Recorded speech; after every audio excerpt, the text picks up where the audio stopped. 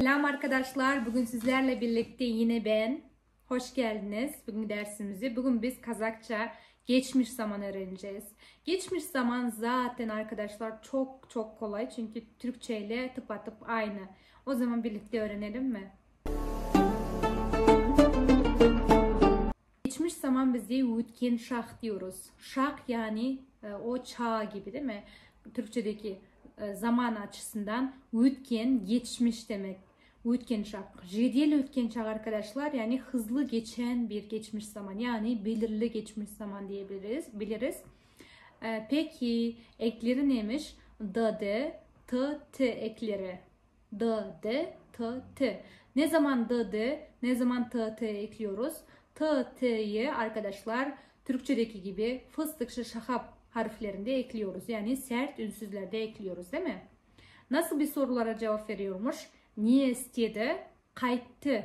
Peki kelu gelmek. Ben geldim. Men geldim. Sen geldin.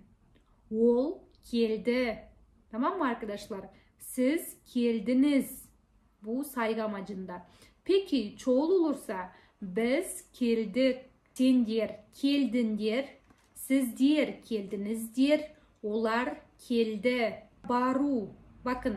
Men bardım, ben gittim. Sen bardın, sen gittin. Siz bardınız, siz gittiniz. Ol bardı, o gitti. Ve çoğuluna bakın. Aynı şekilde biz bardık, biz gittik. Sen diğer bardınlar, siz gittiniz. Siz diğer bardınızlar saygı amacında. Sizler gittiniz. Olar bardı, onlar gitti. Mesela biz geçmiş zamanda hangi kelimeleri kullanıyormuşuz? Kişi, dün demek. Kişi, dün. Былтыр yani geçen yıl amacında. Былтыр. Ötken gün, geçmiş gün. Ötken hafta, geçmiş hafta. Ötken demek geçmiş demekmiş değil mi? Ötken şah diyoruz aynı şekilde. Geçmiş zaman. Evet. Burada arkadaşlar mesela size fiiller verilmiş. Aşu, açmak. Aparu, götürmek. Jabu, kapatmak. Dayındalu, hazırlanmak. Kosu, eklemek. Kuru, kızartmak. Sağnu, özlemek.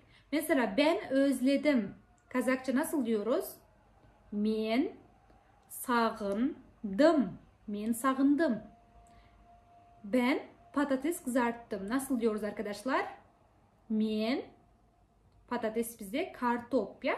Men kartop kurdum. Ben yemeğe tuz ekledim. Men, yemek bize tamak. Men tamakka tuz kostum. Arman konseri hazırlanıyor. Arman konser bize konsert. Arman konsertke dayındaldı. Ya hazırlandı pardon. Dayındaldı. Jabu kapatmak. Ben kapıyı kapattım. Kapı bize yesik.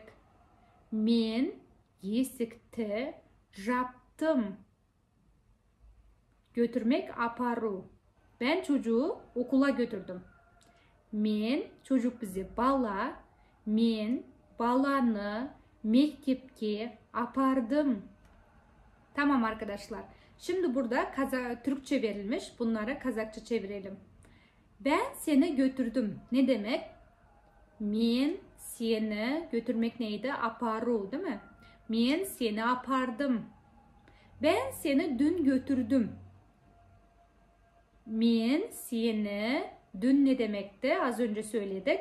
Kişi. Men seni kişiye apardım. Ben seni yarın götüreceğim. Yarın götüreceğim. Arkadaşlar gelecek zamanı öğrendik değil mi? Gelecek zamanı eğer videosunu izlemediyseniz ben size açıklama kısmına bırakabilirim. Men seni yarın yerten. Men seni yerten aparamın. Sen patates kızarttın. Sen kartop kızartmak neydi? Kuru. Sen kartop kurdun. Çok güzel arkadaşlar. Süpersiniz. Peki arkadaşlar, olumsuz ekinde biz yani geçmiş zamanı olumsuz halde söyleyecek olursak ma, me, ba, be ve pa, pe eklerini ekliyoruz. Ma, me eklerine arkadaşlar artık ezberleyin. Ne zaman ekliyorduk? Ünlü harf gelirse kelimenin sonunda ve r, i, u, l, m, n harfleri gelirse ekliyorduk değil mi? Mesela kelu gelmek, men gelmedim, ben gelmedim anlamında. Men oturmadım, ben oturmadım. Men barmadım, ben gitmedim anlamında. Peki fıstıklı şahap harfleri gelirse biz pa, pe eklerini ekliyorduk değil mi? Yani nasıl oluyor? Men aytmadım. Peki ne zaman ba, be eklerini ekliyoruz? Kelimenin sonunda m, n, ın harfleri gelirse, 3 harf gelirse ekliyoruz. Mesela uyanmak, uyanu. Men uyanmadım. Uyanmadım. Sen uyanmadın gibi arkadaşlar. Bunları böyle ezberleyeceğiz. Bugünkü konumuz bitti. Kendinize iyi bakın. Kendinize çok çok iyi bakın. Görüşmek üzere. Güle güle.